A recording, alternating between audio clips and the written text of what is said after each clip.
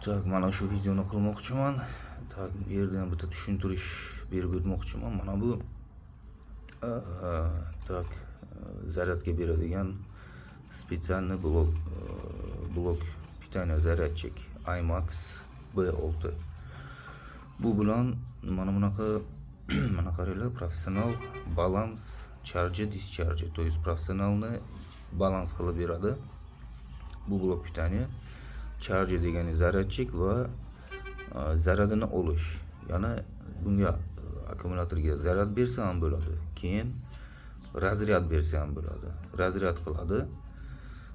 Mana bu yerda mana ko'ryapsizlarmi? Hozir 0 dan, to есть 0 dan emas, mana bu 2.810 volt. Mana 2 volti 800 millivolt bo'lgan. Shu voltgacha tushgan. Volti tushirdik. Yozdim bu yerga. Hatto bu jiloza fosfatni 2,5 gacha tushirish mumkin. Eslaringizda qo'llinglar. 2,5 gacha. Endi 2,5 bu juda ham ko'p bo'lib ketadi. Batareyaga zarari bor deganlar 2,6 qilsa ham bo'ladi. 2,6 gacha tushirsa bo'ladi buni zararsiz. Hozir biz 208 gacha tushirdik. Bu akkumulyator 1 yil ishlagan. Ishonaveringlar. 1 yil ishlagan joydan yechib olingan. Bu akkumulyator suvga tushib ketgan. O'sha yerdan suvga tushib ketgan joydan yechib olingan bu. 1 yil ishlagan narsa. Mana qaranglar, ham 1 yil ishlagan, ham suvga tushgan. Ham 2 oymi 3 oy ana shu voltida to'xtagan mana. Mana shu voltida to'xtagan, zaradsiz.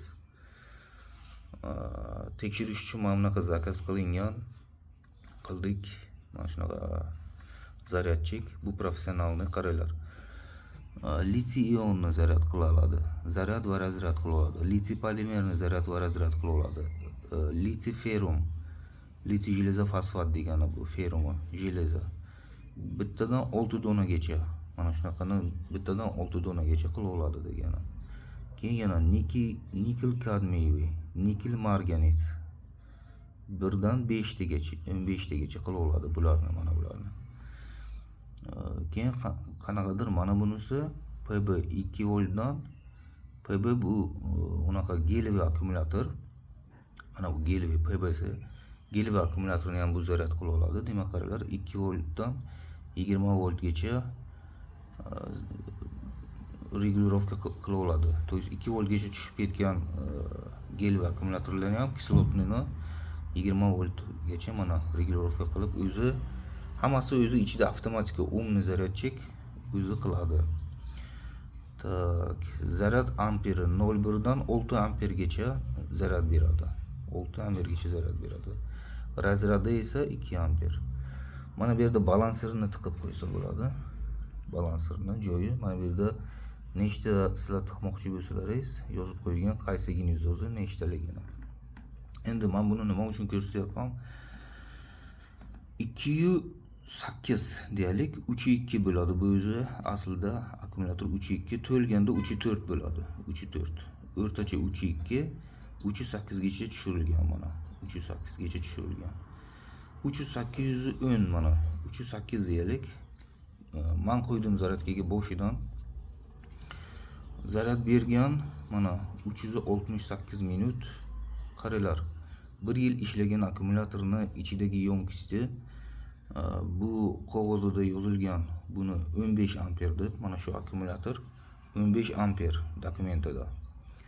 Yonkis 15.652 mana. 15.652. 1 yil ishlagan narsa yonkisini yo'qotmagan. Hamki suvga tushib ketgan, zaryadsiz qolgan mana.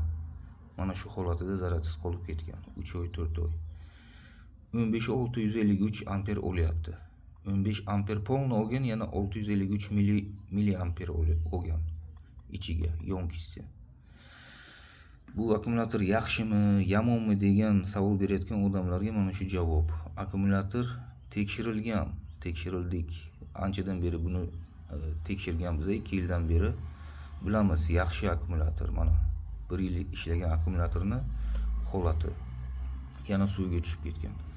Mana yonkisini yo'qotmagan. 15 amper to'xtabdi. Yana 654 milliamper olyapti. Bu o'zi zaryadkaga shuncha oldi. Endi keyingi ikkinchi chast video, ikkinchi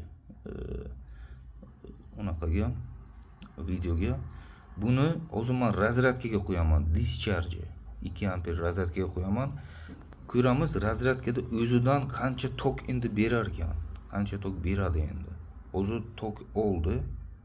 Endi tokni beradi. Ana shuni o'zi ikkinchi videoda qo'yib beraman.